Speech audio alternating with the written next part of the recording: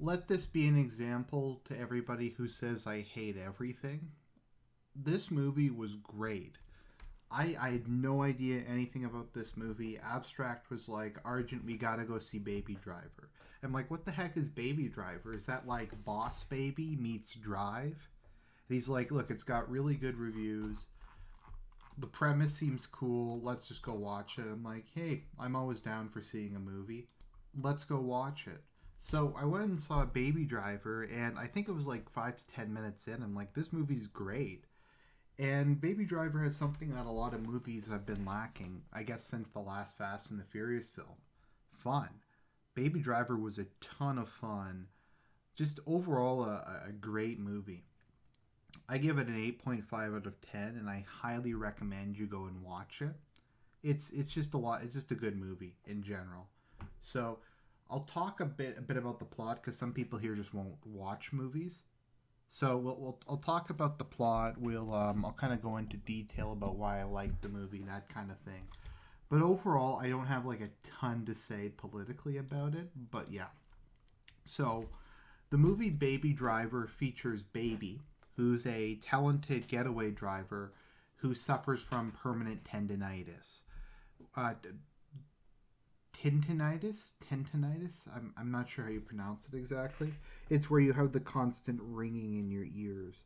So when he was younger, his mother and father were fighting, and they ran into a truck, and he was severely injured by it, and he has permanent ringing in his ears. So to deal with that, he constantly listens to music because it drowns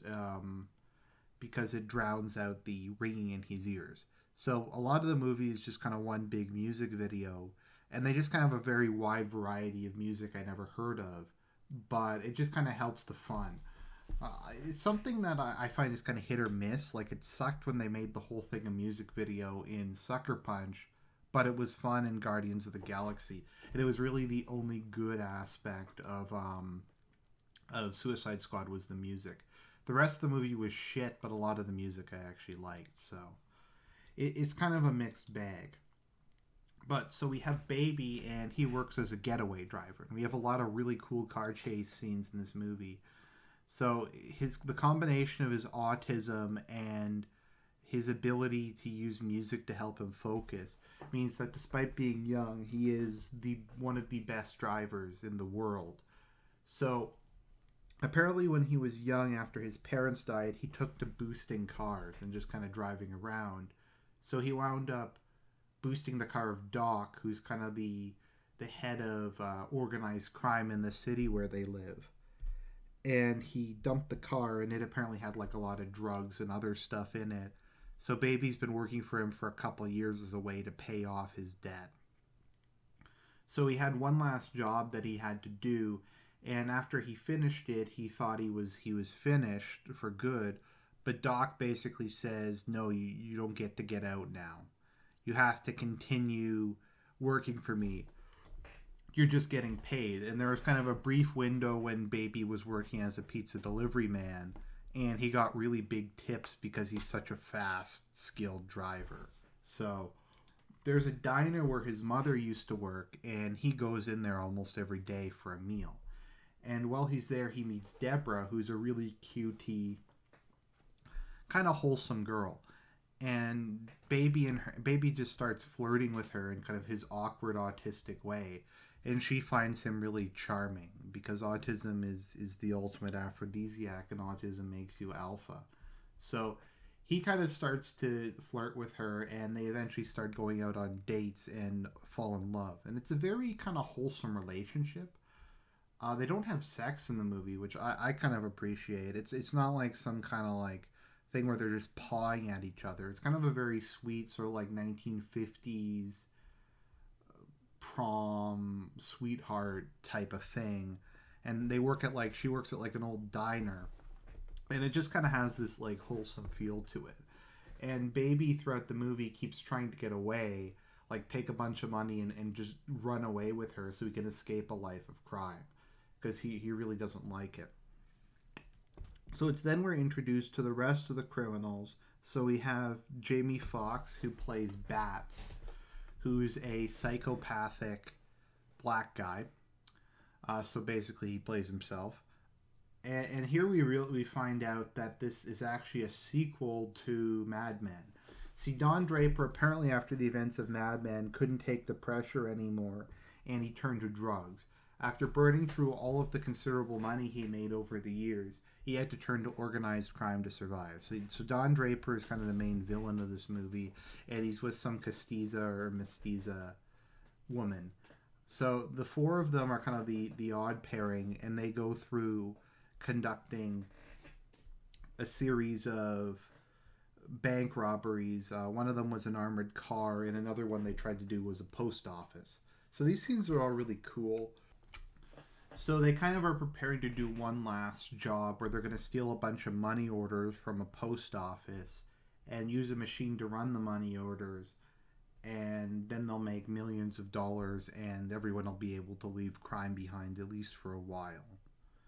So Don Draper is married to the castiza woman, I forget her name, but they just kind of paw over each other throughout the film. So our gang goes out to acquire weapons for the raid on the post office, and they run into the butcher, who is a dirty cop, but Jamie Foxx recognizes him as the guy who busted him like 20 years ago. So Jamie Foxx freaks out, and our heroes succeed in killing all of the weapons dealers, taking a bunch of weapons and blowing the warehouse up. Later on, Doc's like, I knew they were cops. They were my cops. You killed all of my cops, you retards. And then they stop at the diner where Debbie works. And upon discovering that she's his girlfriend, they hold killing her as leverage over them for the rest of the movie. So, yeah. So, what else happens? So, what's his name Doc gets really pissed off about them killing the guys, but Baby insists that they should go on with the operation. He attempts to sneak out in the middle of the night, only to get caught by our team. They find out that he's been recording their conversations, and they're like, why have you been recording our conversations? You work for the cops, don't you? And it turns out that what Baby does is he records bits of conversations and he makes remixes out of them.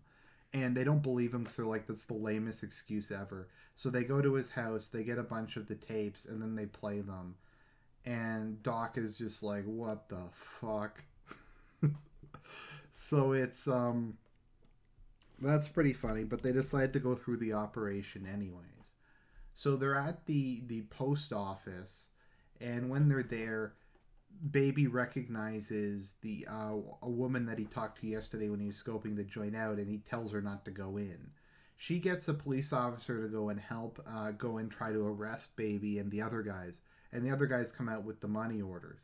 Baby kind of has a breakdown and just sits there, and Bats, aka Jamie Foxx, yells at him to quote unquote go. Baby decides to take this in a malicious way and rams into I guess it's kind of like a steel bar that impales Bats through his body.